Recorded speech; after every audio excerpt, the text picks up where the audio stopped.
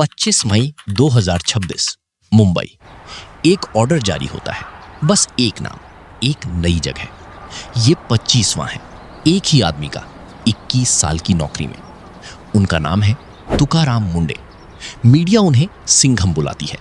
Tukaram Munde, the man making all the headlines. 21 साल के career में 25 बार ट्रांसफर। लेकिन सवाल ये है, क्या ये एक असली ऑफिसर की कहानी है या एक बना हुआ इमेज जो हर रीड के साथ और मजबूत होता गया? इस वीडियो में हम दोनों तरफ देखेंगे, वो तारीफ जो इन्हें मिली और वो इल्जाम जो इनके ऊपर लगे। जो भी आप अगले वीडियो में सुनेंगे वो सरकारी ऑर्डर्स, कोर्ट जजमेंट्स और पब्लिक रिकॉर्ड से है। चलिए स्टार्ट करें। ये महाराष्ट्र का बीड़ गांव है। 1975 एक किसान के घर में पैदा होता है एक लड़का, नाम तुकाराम। जिला परिषद स्कूल, मराठी मीडियम। अंग्रेजी बाद में आती है जब यूपीएससी का सपना आंखों में उतरता है। All India rank 20, Maharashtra cadre, IAS. कहानी यहां से सीधी लगती है, लेकिन सीधी कहानियां कम ही होती हैं। सोलापुर का नया कलेक्टर तुकाराम मुंडे। सोलापुर में सूखा होता है और जहां सूखा होता है वहां हमेशा कोई ना कोई पानी बेचा करता है। मुंडे एक फैसला लेते हैं हर टैंकर पर जीपीएस लगाने का, ताकि उन्हें ट्रैक किया जा सके। और फिर 5000 हेक्टेयर से ज्यादा कब्जाई जमीन वो वापस आती है।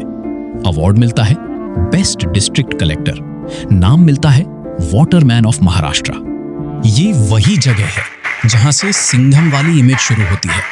Media coverage, awards, interviews. और यहीं से पहला सवाल उठता है, क्या एक ऑफिसर जो सिर्फ अपना काम कर रहा था या अपनी इमेज बना रहा था? जवाब जल्दी नहीं मिलेगा, क्योंकि अगला फाइल इस सवाल को और गहरा करता है। मई 2016, नवी मुंबई। मुंडे रेड्स शुरू करते हैं। सुबह के surprise inspections, petrol pump seal, illegal hawkers हटाए जाते हैं। अक्टूबर, एक मीटिंग बुलाई जाती है। 104 इलेक्टेड एमएलएस की एक ही कमरे में। सब अपना हाथ उठाते हैं एक अकेले ऑफिसर के खिलाफ। सिर्फ 6 लोग उनके साथ खड़े होते हैं। मेयर कहती है, इसे बोलने नहीं दिया जाएगा सदन में। अब सोचो, 104 लोग एक साथ एक ऑफिसर के खिलाफ। क्या इतने सारे लोग गलत हो सकते हैं? या शायद जो इमेज बाहर दिख रही थी उसके पीछे कुछ और था? फडणवीस, तब के सीएम, इस मोशन को रोक देते हैं, लेकिन कुछ ही महीनों बाद वही सरकार उसे वहां से हटा देती है। मार्च 2017, पीएमपीएमएल, पुणे का पब्लिक ट्रांसपोर्ट डूबता हुआ। मुंडे रूल्स फॉलो करते हैं, चाहे कितना भी महंगा पड़े। सीनियर सिटीजन्स के पास महंगे हो जाते हैं। 61 एम्प्लॉइज डिसमिस, 200 से ज्यादा सस्पेंड, एक कॉन्ट्रैक्टर का कॉन्ट्रैक्ट कैंसिल। क्रिटिक्स अब खुलेआम कहते हैं, ये ऑफिसर सुधार नहीं कर रहा, तबाही मचा रहा है। लोग गुस्से में हैं। एक नहीं, 4 अलग धमकियां आती हैं सिर्फ 15 दिनों में। 10 महीनों के अंदर नासिक भेज दिया जाता है, और जिस दिन वो जाते हैं अगले ही दिन पीएमपीएमएल बोर्ड उसका फेयर हाइक पलट देता है। अब देखिए ये कैसा दिखता है। जो फैसला हफ्तों तक नहीं हिला, उनके जाते ही एक दिन में खत्म हो जाता है। इसका मतलब क्या है कि उनका फैसला गलत था, या कि सिर्फ उनके जाने का इंतजार किया जा रहा था?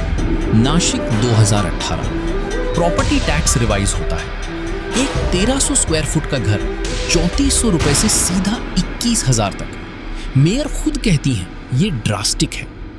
अगस्त, फिर से एक नो कॉन्फिडेंस मोशन। इस बार मुंडे रिपोर्टर्स के सामने एक लाइन कहते हैं, मैं अपने ट्रांसफर्स काउंट नहीं करता। अगर मेरा ट्रांसफर नासिक की प्रॉब्लम सॉल्व करता है तो ठीक है। हम इसे कोइंसिडेंस कह सकते थे, लेकिन 2013 में सुप्रीम कोर्ट खुद मानती है कि कुछ तो गलत है। 83 रिटायर्ड सिविल सर्वेंट्स आर्टिकल 32 के जरिए पिटीशन डालते हैं। फैसला आता है, फिक्स्ड टेन्योर मिलना चाहिए, ओरल ऑर्डर्स मानना जरूरी नहीं। जजेस लिखते हैं, ब्यूरोक्रेसी के डिटीरियोरेशन की जड़ पॉलिटिकल इंटरफियरेंस है। एक जजमेंट, लेकिन सिस्टम वहीं का वहीं। और मुंडे अकेले नहीं है। 1500 किलोमीटर दूर हरियाणा। एक और नाम, अशोक खेमका। 53 ट्रांसफर्स 28 साल में। उसने एक लैंड डील कैंसिल की थी, एक पावरफुल पॉलिटिकल परिवार से जुड़ा हुआ। उसके बाद से वो कभी एक जगह टिका नहीं। खेमका खुद कहता है, रीजंस ट्रांसफर ऑर्डर में नहीं लिखे जाते, ये एग्जीक्यूटिव का प्रेरोगेटिव माना जाता है। अब तक हमने वही देखा जो बाहर से दिखता है, अवार्ड्स, हेडलाइंस, सिंघम वाली छवि। लेकिन एक इमेज बनाना सिर्फ कैमरे के सामने मुश्किल काम करने से बन जाता है। असली टेस्ट तब होता है जब कोई देख ना रहा हो, जब इसे कोई फायदा ना मिले। 25 मई 2026, 25वां ट्रांसफर। Posting FDA commissioner. 1100 से ज्यादा रेट्स, 49 करोड़ 57 लाख रुपए के अडल्टरेटेड प्रोडक्ट्स जब्त, 1,07,000 लीटर नकली दूध, 5 जिलों में एक साथ, पुणे, अहिल्यानगर, सोलापुर, जालना, ठाणे। 2,03,000 किलो सस्ता मिल्क पाउडर जो असली दूध में मिलाया जा रहा था। एक पूरा सिंडिकेट पकड़ा जाता है। मुंडे कहते हैं, दूध सिर्फ खाना नहीं है, ये करोड़ों लोगों के लिए, बच्चों, माओं, मरीजों के लिए जिंदगी का आधार है। इससे मिलावट करना पब्लिक हेल्थ से खिलवाड़ है। और अब असली कीमत सामने आती है। पुलिस के पास कंप्लेंट्स आती है, मुंडे और उसके परिवार को धमकियां मिल रही हैं। 30 जुलाई 2026, बॉम्बे हाई कोर्ट खुद मुंडे की FDA को फटकारती है। रेट्स सिलेक्टिव हैं, कहती है। प्राइवेट एस्टैब्लिशमेंट्स टारगेट होते हैं, सरकारी कैंटीन्स बच जाते हैं। ये वही क्रिटिसिज्म है जो शुरू से उनके साथ रही कि वो ओवर रिएक्ट करते हैं, दिखावा करता है। अगले दिन मुंडे क्या करते हैं? खुद हाई कोर्ट के कैंटीन्स का इंस्पेक्शन करता है। 2 कैंटीन्स के पास लाइसेंस नहीं होता, ऑपरेशंस तुरंत बंद। एक इमेज वाला ऑफिसर क्रिटिसिज्म सुन के चुप हो जाता। ये ऑफिसर क्रिटिसिज्म को भी अपने ऊपर लागू करता है, कोर्ट के ऊपर भी। लेकिन फिर अगस्त 7 हाई कोर्ट फिर से बोलती है, इस बार ज्यादा सीधा। एक मच्छर मारने के लिए तलवार चलाना कानून में स्वीकार्य नहीं।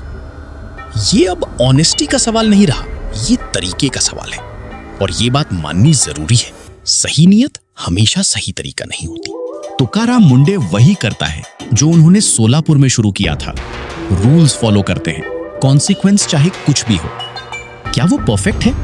नहीं, हाई कोर्ट ने खुद उनसे गलतियां गिना दी हैं। लेकिन परफेक्ट होना और असली होना 2 अलग चीजें हैं। जवाब अब साफ है, ये इमेज नहीं था, ये कीमत थी जो एक आदमी ने बार बार चुकाई।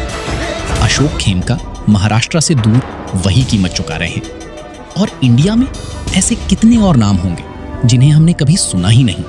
आज भी कहीं ना कहीं मंत्रालय में एक नया ट्रांसफर ऑर्डर तैयार हो रहा होगा, और जब वो साइन होगा कोई नहीं पूछेगा क्यों, क्योंकि इस देश में सबसे मुश्किल सवाल वो नहीं है जो पूछे जाते हैं, सबसे मुश्किल सवाल वो है जो कभी पूछा ही नहीं जाता।